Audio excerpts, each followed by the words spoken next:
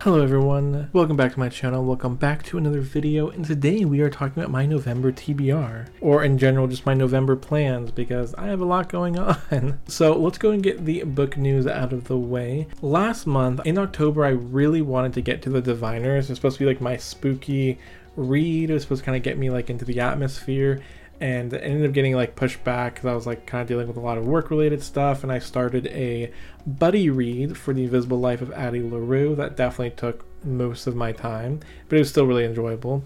But I'm going to continue The Diviners for sure. If you guys don't know, The Diviners is a story set in the 1920s, which definitely has that Addie LaRue vibe, because Addie LaRue is set like it's paced between the 1700s all the way to 2014, so I'm still really feeling that like non-modern time period, so I'm looking forward to continuing to read this. But it's set in the 1920s. There is a girl, Evie, who ends up moving to New York, and she actually has the ability to touch objects and see the past. And there are a string of crazy murders that start happening, and Evie's powers can definitely help solve that. So I'm not super far into this book, but that's pretty much the gist of it, and I'm still looking forward to finishing it. The book I'm going to read after that, or kind of reading at the same time because I have it on audiobook right now, but I am currently reading Sorcery of Thorns by Margaret Rogerson as well. So this book it's okay so far. I'm not like super loving it, but I don't like really detest it or anything like that. But this story is about a girl who lives in a world where books, like magical tomes, are like sentient basically, and she was supposed to be training to become like a librarian to like protect these books and stuff like that.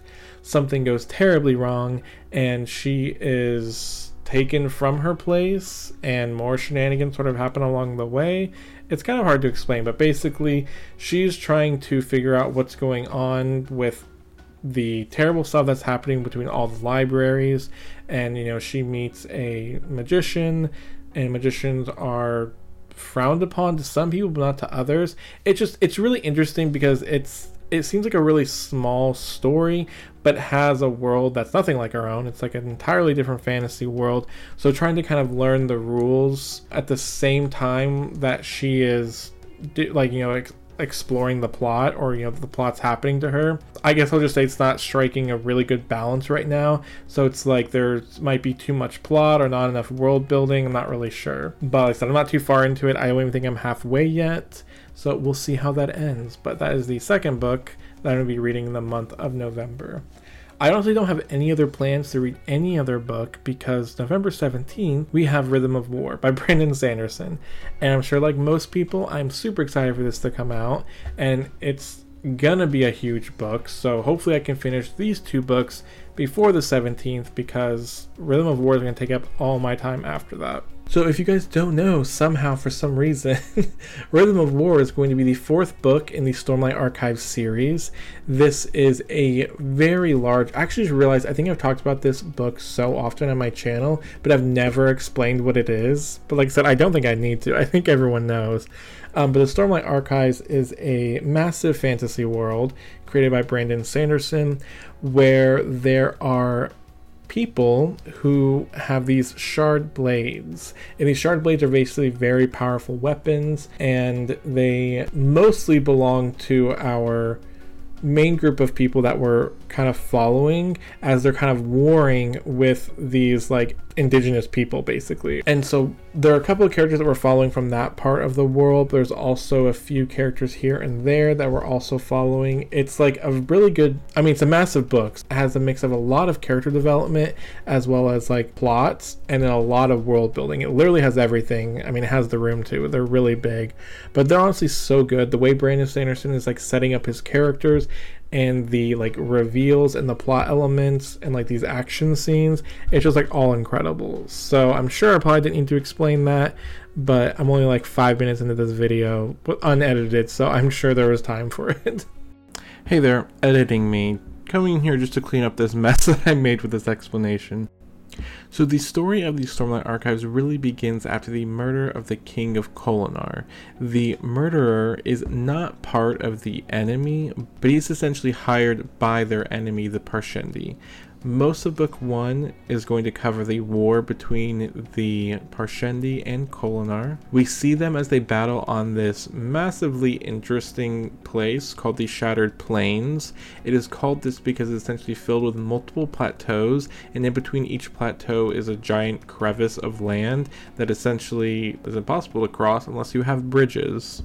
So we kind of watch them sort of battle each other as they try to determine, why is this war even still going on? We see victims of the war on both sides, people who are fighting it, people on the opposite side of that. We also get a third look into another character who kind of explores more of the world and like what may be going on and the magic behind the world. And all at the same time this is going on, we also have this interesting, unique development where every week or so, every couple of weeks, there's essentially this incredible storm that passes from east to west that is incredibly dangerous, but it also brings with it stormlight. Now, of course, at the beginning, when we first see the stormlight, we really don't know the significance of it, but you kind of learn that as the series goes on. So those are the 3 books I plan on picking up for November.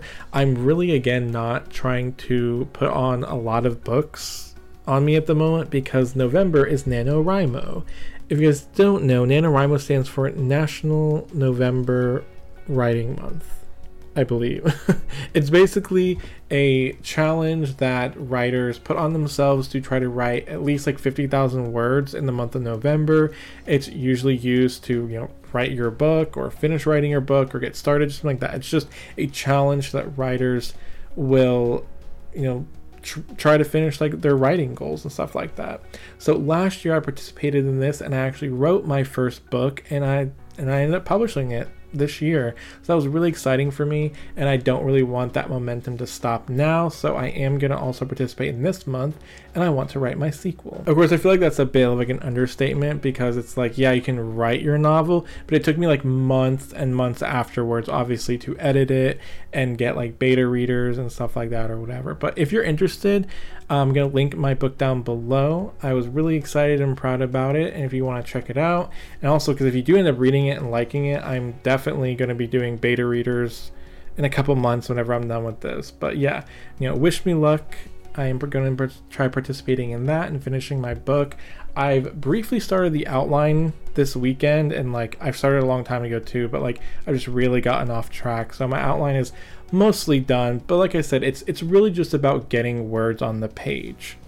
Like you don't have to like edit everything, you don't have to like make sure everything's perfect, you don't have to like be done with your novel by the end of November, but you just want to have like written it. And once you get that started, I mean the real work really begins after that, but like that's the hardest part, just getting the words out.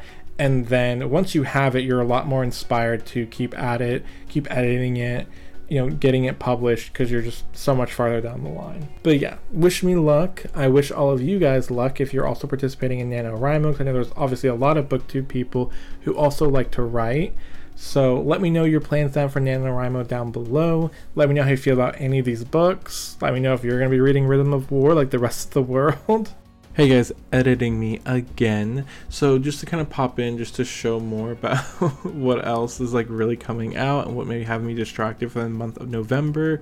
You guys, if you've probably seen a couple of my videos, you may know I'm also a bit of a gamer. So on top of Rhythm of War coming out, and on top of needing to write for NaNoWriMo, so there's also Assassin's Creed, which I've actually kind of liked the series for a while. It has this really big world with kind of like different themes. Like last time was, the Greek setting, and the time before that was for Egyptian. It's all really cool. This one's all Viking settings, so I'm kind of really interested on it, but it's probably like way on the back end of what I want to do.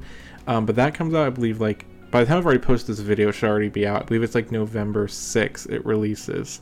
Then on November 13th, I actually have the expansion pack for The Sims 4 coming out, which I'm really excited for, and I probably will be playing and trying to mush into all the other stuff I have going on. But I'm actually probably going to post another Sims video. This one isn't going to be like a random ASMR rain video or anything like that like I posted last time. But I kind of like to think of my channel as more of like a storytelling channel, which is why I like to talk about video games that have storytelling.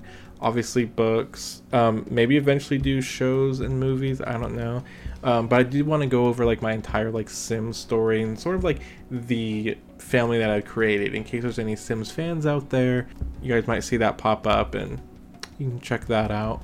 So skipping a couple of weeks, just a little bit after Stormlight Archives comes out on the 17th, there's the new World of Warcraft expansion, Shadowlands. Again, also on the back end of what I want to do. I probably won't play it right away, but again, I just want to come in here and just give the scope of all the stuff that's coming out in November that I have to kind of manage and like prioritize. So it's fun. I'm glad there's a lot of content to go through, but it's just hard to like kind of, you know, get it all in there. But thank you guys so much for watching, and I will see you all next time. Bye now.